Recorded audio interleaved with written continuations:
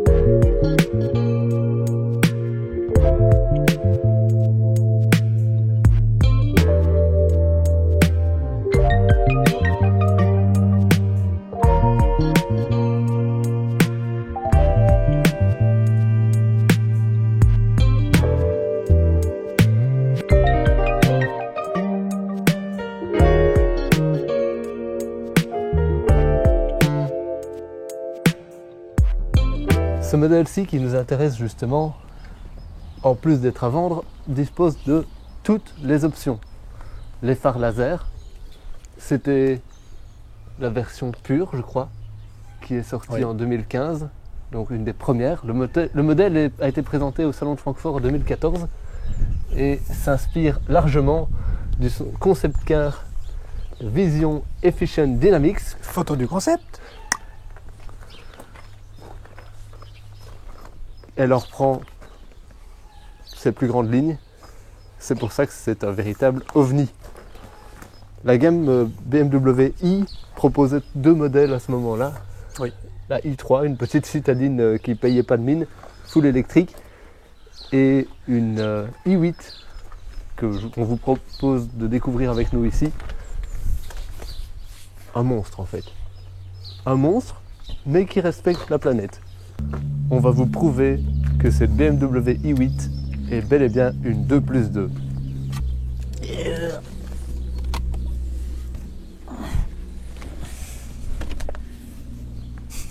Niveau sensation? Je suis extrêmement mal mis. D'accord. Bon. Voilà, je touche. Ah oui, si tu touches, Ouais. j'ose pas imaginer moi. Toi, tu ne rentres pas. D'accord. Bah ça tombe bien, je comptais pas laisser le volant. Non, moi je vais très vite partir d'ici. C'est pas trop bien à quoi s'accrocher là, quand on sort de Non. là. Ouf, tiens. Voilà. Bon, note pour l'avenir, on ne s'installe plus derrière. Jamais. Maintenant, voilà, ça peut, si vous avez deux petits enfants ou un chien, un poisson rouge, ce que vous voulez, ils seront bien mis. Mais un adulte d'une taille standard, vous oubliez. Après, elle propose un espace intérieur qui est en rapport avec sa ligne. Oui. Comme on le disait au début de la vidéo, c'est une ligne futuriste. Oui, c'est une soucoupe volante. Hein. D'ailleurs, il n'y a qu'à voir le nombre de regards, soit de jaloux, soit Ouais. Tout le monde, admiratifs. voilà. Tout le monde se retourne sur elle quand vous passez en rue. Parce que voilà, c'est un dessin qui n'est pas commun. Elle sort vraiment de l'ordinaire. Et puis voilà, ces flancs comme ceci creusés. Oui, tu sais d'ailleurs pourquoi elle a des flancs comme ça? Elle a été dessinée en fait en soufflerie. Ouais. Elle a un CX de 0,26, Ce qui est très bas. Hein. ce qui est ridiculement réduit. Ouais. Et c'est vraiment les flux d'air qui l'ont dessinée quelque part. Ouais, c'est ça. Elle est dessinée par les éléments. C'est beau hein, ça. Je note. Dessiné par les éléments. Maintenant, au niveau de sa motorisation, donc c'est une hybride ici, version essence, version électricité. C'est ça. Donc un 1500 essence, 3 cylindres ici. Oui, de 231 chevaux.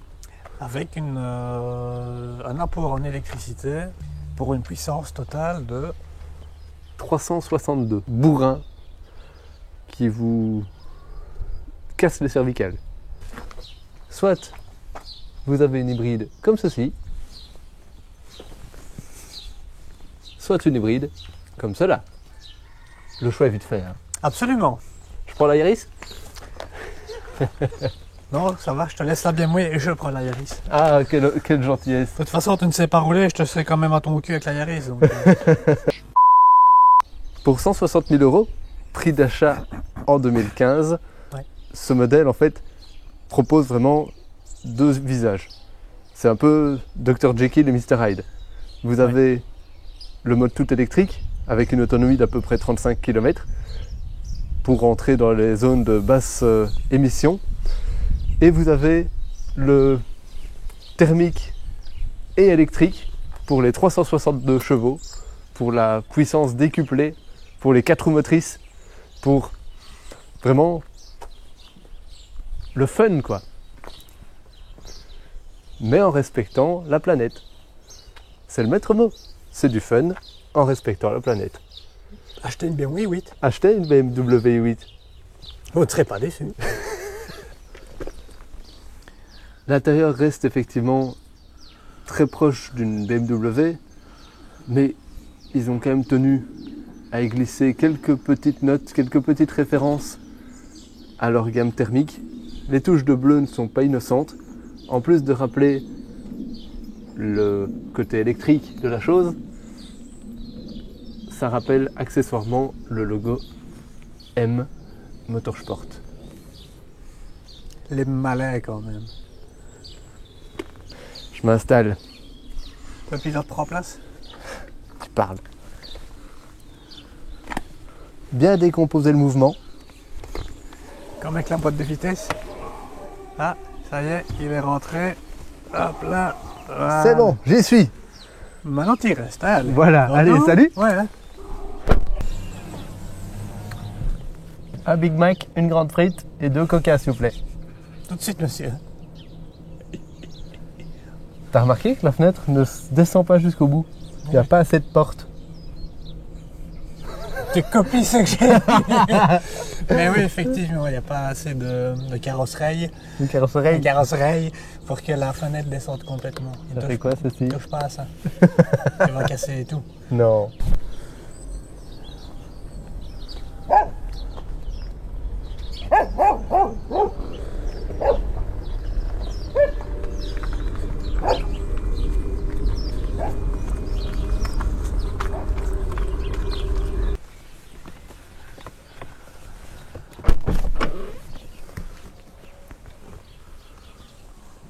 Je m'attendais à une plus grande amplitude de porte aussi.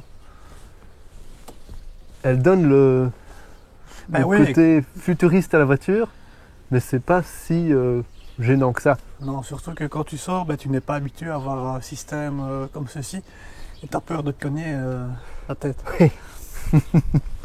En plus d'être un concept car futuriste, c'est une voiture conçue avec les plus beaux matériaux. Ouais, l'habitacle est en carbone et le châssis est tout en aluminium. C'est surtout l'ouverture des portes en élite. En élite comme ceci qui... D'ailleurs, ça ne sert à rien. Mais c'est génial. Mais c'est magnifique. Et tu as remarqué le seuil de porte qu'il faut enjamber pour s'installer à bord? Oui, d'ailleurs, tu veux me filmer en train de...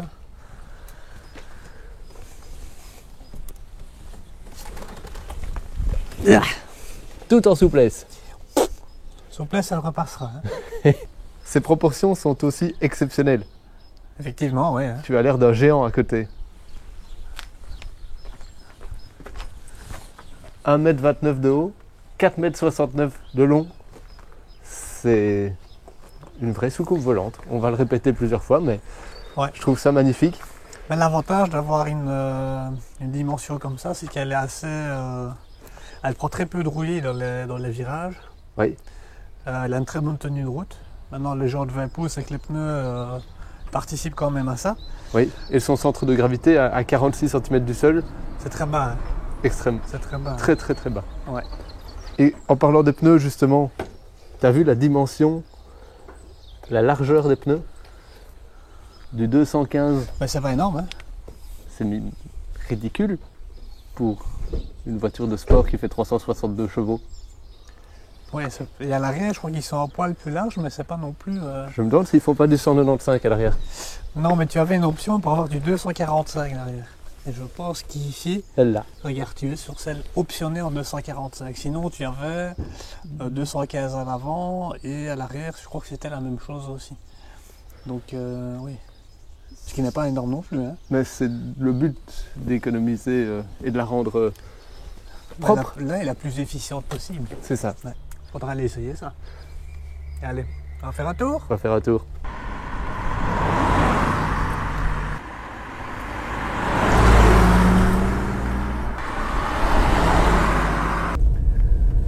Même la planche de bord se veut futuriste. Oui. Mais Mais tu retrouves, pardon, quand même l'esprit bien moyen. et par exemple, cet aérateur seul pour le conducteur Et les deux, oui, et les deux pour le passager, c'est ça dénote. voilà, original. Ce que j'aime bien aussi, c'est l'espèce de joint chromé dans le volant. Ouais. Oui, c'est pas le volant M habituel, c'est... On est quand même ici sur le tout haut de gamme de chez BMW. Ouais. Un genre de série 8. Elle est streak. Elle est streak. Et ceux qui auraient tendance à dire que le 1500 manque de noblesse, BMW leur a expressément travaillé un peu la sonorité du moteur et me fait irrémédiablement penser à un Flat Six. Le 3 cylindres oblige, je veux dire, c'est...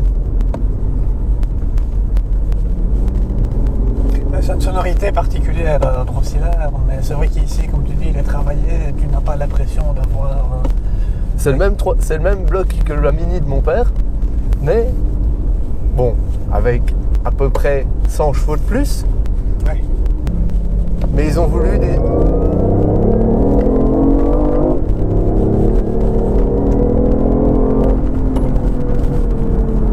Voilà, ils ont voulu rendre ça chouette. La finition est quand même là, hein, donc ils ont quand même apporté un soin particulier à l'habitacle avec un rappel, je ne sais pas si c'est du vrai cuir, vu que c'est une voiture verte. Oui, il se peut que ce soit des matériaux recyclables. Voilà. Maintenant, ça se prend très facilement En main. en main. C'est un avantage. Moi qui ai déjà, et toi aussi, conduit avec d'autres électriques, d'autres marques différentes, mais tu retrouves quand même une même ambiance par le fait que c'est très silencieux, etc. Après, je t'arrête, on n'est pas sur une électrique ici, on est sur une vraie hybride performante. Ils auraient pu faire Ouais. l'i8 en électrique, mais ça aurait été du coup une Taycan avant l'heure. Mais c'est... Je trouve que l'i8... Je trouve que l'i8, c'est un des derniers vestiges du plaisir automobile qui était le label quand même, le slogan de chez BMW. Le plaisir de conduire. C'est ça, C'était leur slogan. c'était leur marque de fabrique.